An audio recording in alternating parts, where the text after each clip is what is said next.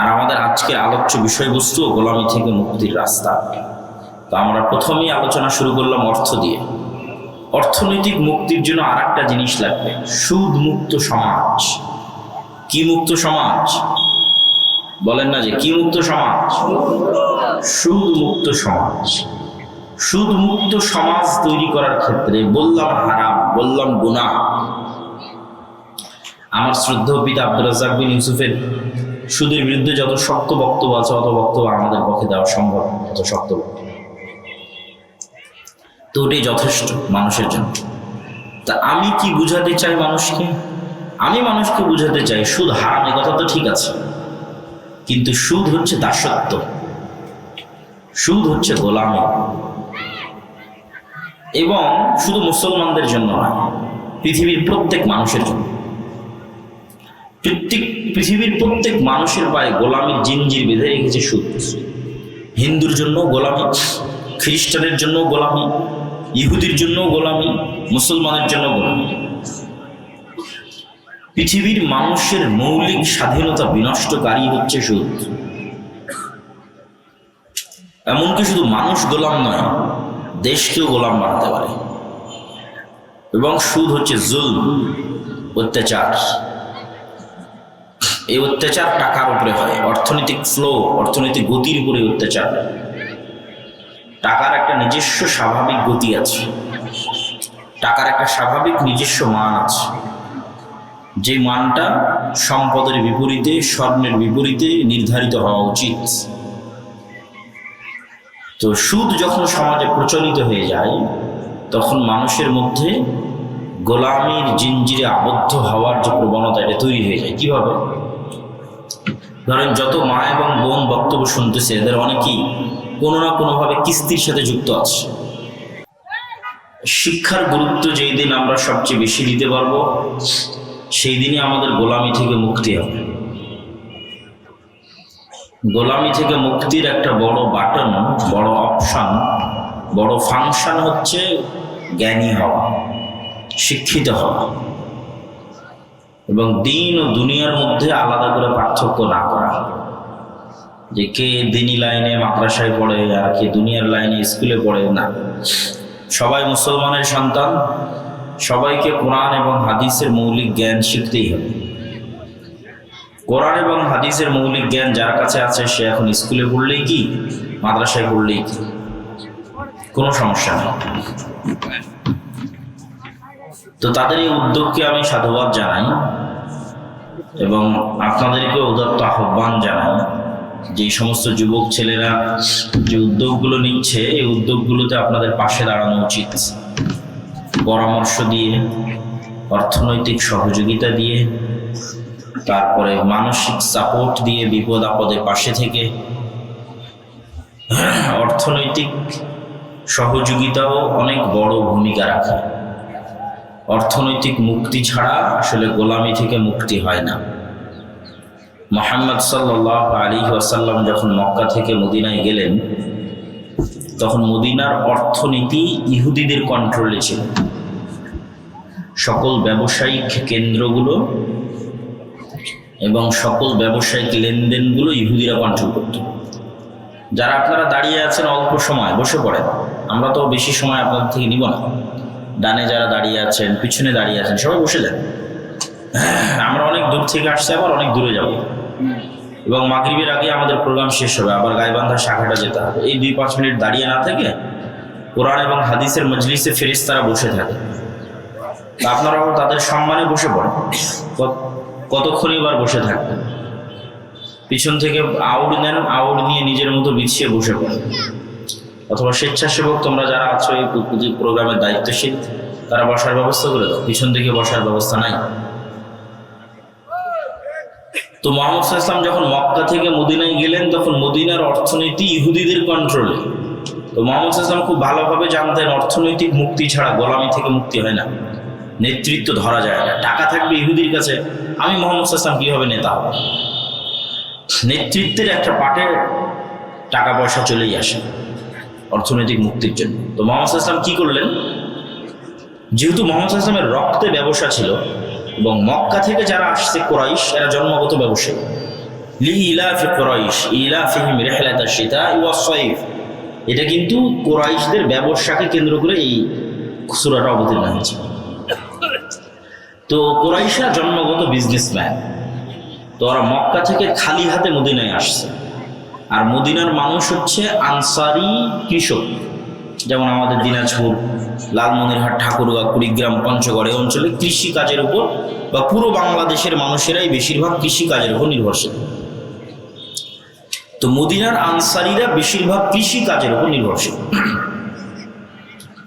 তো মুহাম্মদ সাল্লাল্লাহু আলাইহি ওয়াসাল্লাম আনসারীদের বললেন, যেহেতু তোমরা ব্যবসা অতটা বুঝো না, তোমরা এক কাজ করো, তোমাদের সবার সম্পদ অর্ধেক অর্ধেক, প্রত্যেকেই একজন মুহাজিরের দায়িত্ব নেয়, তাকে অর্ধেক সম্পদ দিয়ে দাও, তাহলে ও ব্যবসা করবে, মদিনা উন্নত হবে, আমাদের হাতে টাকা পয়সার কন্ট্রোল চলে আসবে। আনসারীরা তাই করলেন। মক্কা থেকে যারা মুহাম্মদ সাল্লাল্লাহু আলাইহি ওয়াসাল্লামের সাথে এসেছিল সব পাকা বিজনেসম্যান, উসমান ইবনে আফফান, জুবাইর ইবনুল আওয়াম, আব্দুর রহমান ইবনে আউফ, বড় বড় ব্যবসায়ী। এরা মদিনার মানুষের টাকা দিয়ে ব্যবসা শুরু করলো, করতে করতে একটা সময় মাল্টি বিলিয়নার হয়ে গেল, কোটিপতি, কোটি কোটি টাকার মালিক। এখন আল্লাহর নবী যে মসজিদে নববী তৈরি করছে, এই মসজিদে নববীর সামনের যে কুয়া, এটা মসজিদ, সামনে কুয়া আছে। তো আগের যুগে তো পানির সংকট, বিশেষ করে মরুভূমিতে পানির সংকট একটা বড় বিষয়। আর ইসলামে 5 বার সালাত আদায় করার জন্য 5 বারই উজু করা লাগে। এখন ওই ইহুদির কুয়াতে যদি মুসলমান উজু করতে যায়, তাহলে মুসলমানকে অনুমতি নিতে হচ্ছে ইহুদির, তাহলে তো মাথা নত, ভাই ইহুদি তোমার কুয়াতে একটু উজু করবো, তাহলে মাথা নত পুরো মুসলমানের, মাথা নত মুহাম্মদ সাল্লাল্লাহু আলাইহি ওয়াসাল্লাম। তাহলে স্বাধীনতা কেমনে আসবে? অর্থনৈতিক মুক্তি ছাড়া স্বাধীনতা হয় না। তো মুহাম্মদ সাল্লাল্লাহু আলাইহি ওয়াসাল্লাম বললো, এই কুয়া কে কিনে দিতে পারবে? এবার তো টাকা লাগবে। অর্থনৈতিক মুক্তিতে মুহাম্মদ সাল্লাল্লাহু আলাইহি ওয়াসাল্লামের সম্মান বাঁচতেছে। উসমান ইবনে আফফান বলল, আল্লাহর নবী আমি কিনে দিতে পারবো। বলেন আল্লাহু আকবার। উসমান রাদিয়াল্লাহু তাআলা আনহু মদিনার সামনের, মসজিদে নববীর সামনের কুয়া মুসলমানদের জন্য কিনে দিয়ে দিলেন। তাহলে এখন উজু করতে এখন আর ইহুদির অনুমতির দরকার হবে? এই জন্য অর্থনৈতিক মুক্তি, জ্ঞান শিক্ষা, অর্থনৈতিক মুক্তি খুব দরকার। বাংলাদেশের যুবক ছেলেমেয়েরা মনে করে যে চাকরি করেই খেতে হবে। মুসলমানের খাতায় চাকরি করা বলে কিছু নাই। মুসলমানের খাতায় ব্যবসা। নাহি মাকাম কি খুগর তবিয়তে আজাদ, সাইরে মিসালে নসিম পয়দা কর। আল্লামা ইকবাল বলেছে যে মুসলমানদের স্বভাব নির্দিষ্ট কোনো জায়গায় আটকে থাকা নয়, নির্দিষ্ট কোনো কাজে আটকে থাকা নয়। সকালে প্রবাহিত মৃদু বাতাস যেমন সারা পৃথিবীতে ছড়িয়ে পড়ে, মুসলমানেরা তেমন ব্যবসায়িক কাজে এবং দিনের কাজে সারা পৃথিবীতে ছড়িয়ে পড়বে। ঠিক আছে? তেরে সঙ্গে রাহ সে ফুটে হাজার চশমা। যখন মানুষ মনে করবে যে এটাই মনে হয় আমার একমাত্র কাজ, তখন তো আর নতুন রাস্তা তৈরি হবে না। বাপ মা যেটা করেছে আমাদের সেটাই করতে হবে, অথবা চাকরি করতে হবে, নতুন রাস্তা তৈরি বলছে। ঝুঁকি নিতে হবে, রিস্ক নিতে হবে। যখন তুমি ঝুঁকি এবং রিস্ক নিয়ে কঠিন রাস্তায় পা দিবা, তখন তোমার পায়ের আঘাতে নতুন নতুন ঝর্ণা তৈরি হবে। হাজার চশমা ফুটে তেরে সঙ্গে রাস্তা। কঠিন রাস্তায় পা দিলেই পায়ের আঘাতে ঝর্ণা তৈরি হয়। ঠিক আছে? এই জন্য উম্মতে মুহাম্মাদি হচ্ছে যাযাবর, মরুবিদুইন। পৃথিবীতে কোথাও এক জায়গায় স্থির থাকে। কোনো সাহাবীকে পাবা না, খুব অল্প সংখ্যক সাহাবী যারা মদিনায় মৃত্যুবরণ করেছে, যারা মক্কায় নিজ বাড়িতে নিজ ঘরে মৃত্যুবরণ করেছে। কেউ না।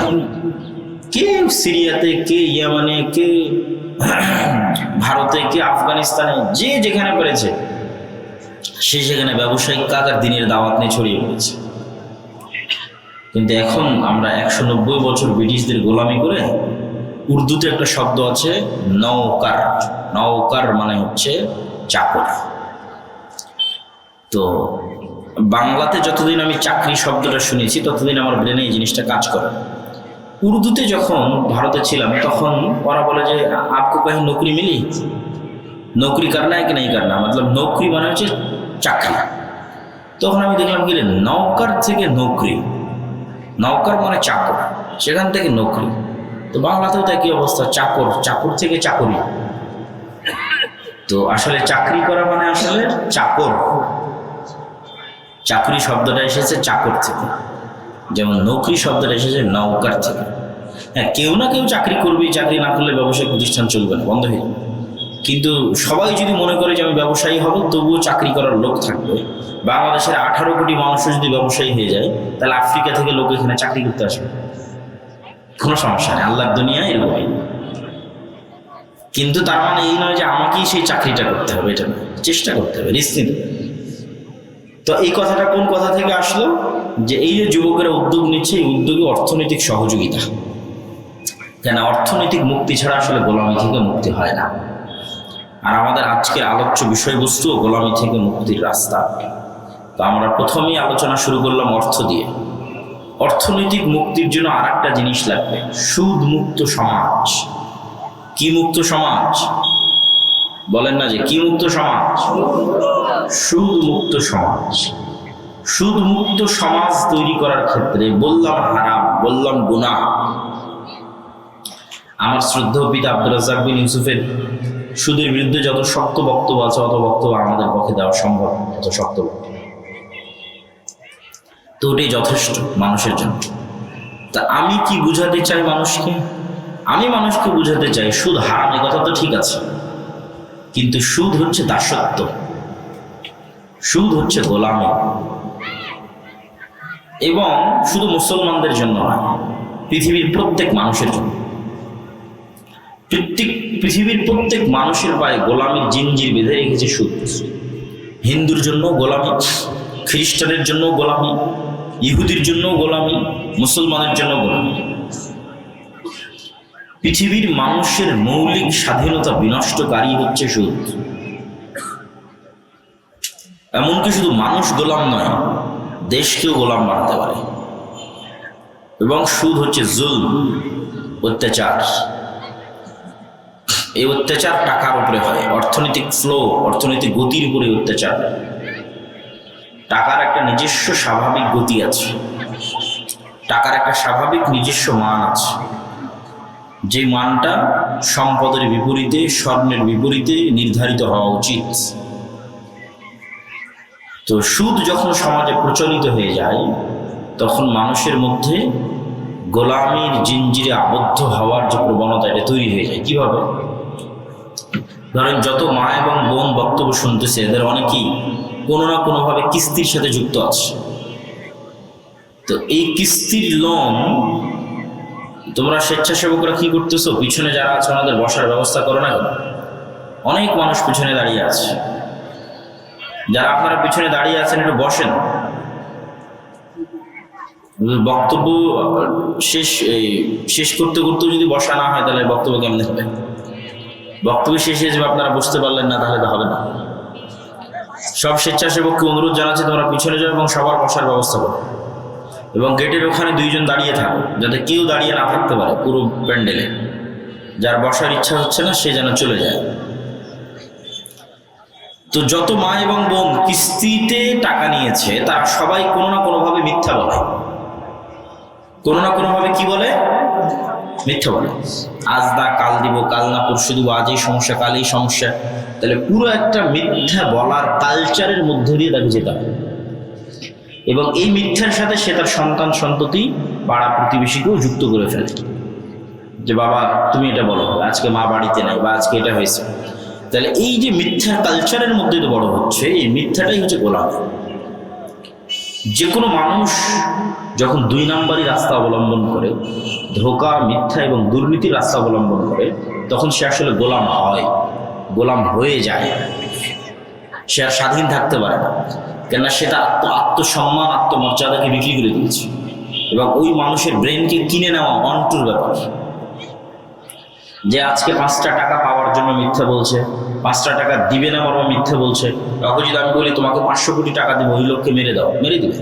তখন যদি বলি তোমাকে 50 কোটি টাকা দেবো, তুমি এটা বলো, বলে দিবে। তার মানে সে টাকার কাছে কি হয়ে যাবে? বিক্রি হয়ে যাবে।